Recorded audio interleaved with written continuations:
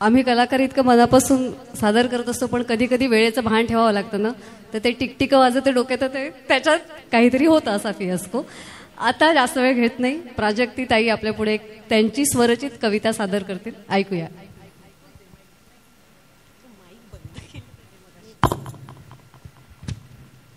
कवितेचं शीर्षक आहे अरे चंद्रा. हे सुरांनो चंद्र व्हा असं म्हणत कुणी सुरांना आळवतो, तर चंद्र आहे साक्षीला असं म्हणत कुणी तुझी साक्ष काढतो. चौदवी का चांद हो असं म्हणत कुणी प्रेयसीची स्तुती करतो, तर खोया खोया चांद खुला आसमान असं म्हणत कुणी प्रेयसीची मनधरणी करतो. अरे चंद्रा, आम्ही पृथ्वीवासी तुझ्या प्रेमात असतो सदैव. अरे चंद्रा, आम्ही पृथ्वीवासी तुझ्या प्रेमात असतो सदैव, कारण तू आमचा चंद्र आहेस एकमेव.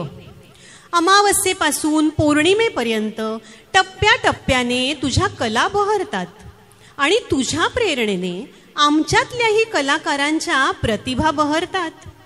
किती तुझी नावं, किती तुझी रूपं, किती तुझ्याशी जोडलेली नाती.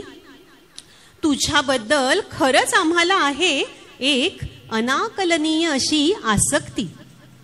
कुणाचा तू चंदा मामा, कुणाचा तू भाऊ राया, कुणाचा तू प्रियकर तर कुणाची तू प्रेयसी. रूपगर्वितेला उपमा मिळते तुझ्याच रूपाची, आणि तूच असतोस चंद्रकोर तिच्या कपाळावरची. विरहोत्कट नायिका दुःखामध्ये तुलाच सांगते मनातली सल, आणि मिलनोत्सुक नायक तिच्या भेटीसाठी तुलाच घालतो गळ. चांद तारे तोड लावू असं म्हणत एखादा हिरो मोठी मोठी स्वप्न बघतो, तर प्रेमभंगात होरपळलेला प्रेमवीर हम दोनों की कदर किसी ने ना जानी असं म्हणतो. पण तुला एक सांगू का रे चंद्रा, तुझी खूप कदर आहे बरं का आम्हाला.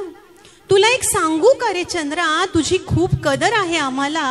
अरे माणूस केव्हाच पोचला तुझ्यावर, पृथ्वीच्या या उपग्रहाचा सखोल अभ्यास करायला. आम्ही कलाकार मात्र तुझ्याशी प्रेमाच्या उदात्त भावनेने जोडलेले आहोत.